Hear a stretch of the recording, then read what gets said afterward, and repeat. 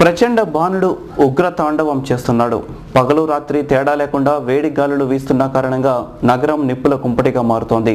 ఒకవైపు ఉక్కపోత, మరోవైపు విద్యుత్ కోతల కారణంగా ప్రజలు ఉక్కిరిబిక్కిరవుతున్నారు. ప్రచండ భానుడు ఉగ్ర తాండవం చేస్తున్నాడు. గత వారం రోజులుగా రోజురోజుకి ఉష్ణోగ్రత పెరుగుతోంది. 43 డిగ్రీల నుండి 46 డిగ్రీలకు చేరుకోవడంతో జిల్లా నిప్పుల కుంపటిగా మారింది. దీనికి తోడు వడగాల్పులు కూడా తోడయ్యాయి. దీంతో పగలు రాత్రి అనే తేడా కూడా తెలియడం లేదు. మోటారు వాహనాలపై తిరిగేవారికి అర్ధరాత్రి కూడా మంటల్లో వెడుతున్నట్టుగానే ఉంది. ఉదయం 8 గంటలకే వేడి గాలులు ప్రారంభం కావడంతో జనం బయటకు వచ్చేందుకు భయపడుతున్నారు. ఫలితంగా రోడ్లన్నీ నిర్మానుష్యంగా ఉంటున్నాయి. దీనివల్ల చిన్నపాటి వ్యాపార సంస్థలతో పాటు కార్పొరేట్ వ్యాపార సంస్థలు సైతం బేరాలు లేక వెలవెలాపోతున్నాయి.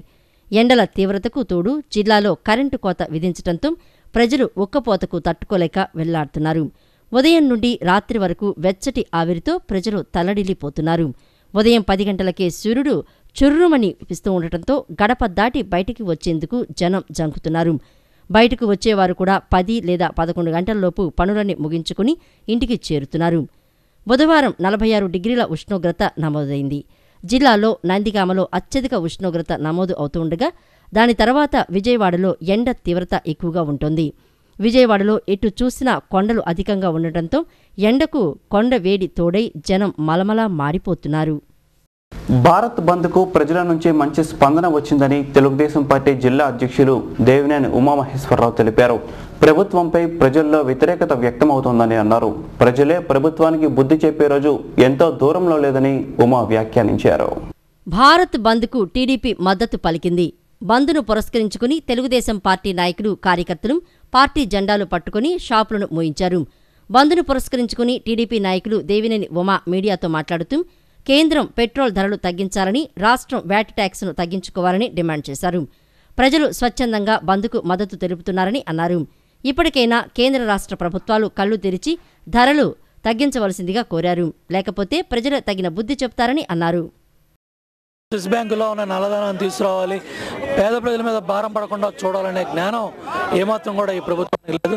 ఇవాళ 35 రూపాయలు ఇవాళ పెట్రోల్ ధరనే వీళ్ళు అధికారంలోకి వచ్చిన తర్వాత 82 రూపాయలు చేశారు.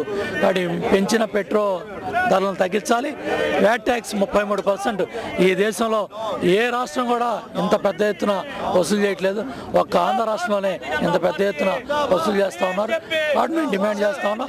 ఇమ్మీడియట్గా పెంచిన పెట్రోల్ ధరలను తగ్గించాలి. తగ్గించేవారు కూడా పెద్ద ఎత్తున ఆందోళన కార్యక్రమాలు. కృష్ణలంక రణదివే నగర్కు చెందిన పీతా మరియమ్మ అలియాస్ నాగలక్ష్మి కనిపించడం లేదంటూ కుటుంబ సభ్యులు పోలీసులను ఆశ్రయించారు. 2 ఆడపిల్లలతో మరియమ్మ మచిలీపట్నం నుంచి కృష్ణలంక ఫైర్ స్టేషన్ వద్ద బస్సు దిగినా ఇంటికి చేరలేదని వారు పోలీసులకు ఇచ్చిన ఫిర్యాదులో పేర్కొన్నారు. ఆచూకీ తెలిసిన వారు పోలీసులకు గానీ 9391438016 నెంబర్కు గానీ ఫోన్ చేసి సమాచారం ఇవ్వాలని మరియమ్మ మేనల్లుడు చెక్కా జాన్ కోరారు. ఈ ఫోటోలో కనిపిస్తున్న పీతా మరియమ్మ అలియాస్ నాగలక్ష్మి 28 ఏళ్ల మరియమ్మ మే 16వ తేదీన తన 2 పిల్లలతో మచిలీపట్నంలో బస్సెక్కి ఫైర్ స్టేషన్ వద్ద దిగింది. రణదివే నగర్లో ఇంటికి వెళ్లాల్సిన మరియమ్మ రాకపోవడంతో కుటుంబ సభ్యులు పోలీసులను ఆశ్రయించారు. మరియమ్మ 2 పిల్లలు చైల్డ్ లైన్లో దొరకగా మరియమ్మ ఆచూకీ మాత్రం లభించలేదు. మతి స్థిమితం సరిగా లేని మరియమ్మకు మాటలు కూడా అంతగా రావని ఆమె మేనలుడు చెక్కా జోన్ పోలీసులకు ఫిర్యాదు చేశాడు. ఆమె ఆచూకీ తెలిసిన వారు సమీపంలోని పోలీస్ స్టేషన్లో కానీ లేదా 9391438016 నెంబర్కు సమాచారం ఇవ్వాలని కోరారు. ఆ అమ్మాయి ఆచూకీ తెలిసిన వారు ఎవరైనా ఉంటే పోలీసు వారికి కానీ మాకు సమాచారం, నాది సెల్ నంబర్ 9391438016 అండి. ఆ అమ్మాయి మాటలు రావు, అమ్మ అయ్యా అంటుంది. ఇక్కడ విజయవాడలోనే తప్పిపోయింది. ఫైర్ స్టేషన్ దగ్గర Eluru road, Bandar road wall పోస్టులు కూడా అతికించాం. ఈ సమాచారం అందినందుకు ఎవరైనా పోలీసు వారికి సహకరించండి. ఇప్పుడు కాసేపు ప్రకటనలో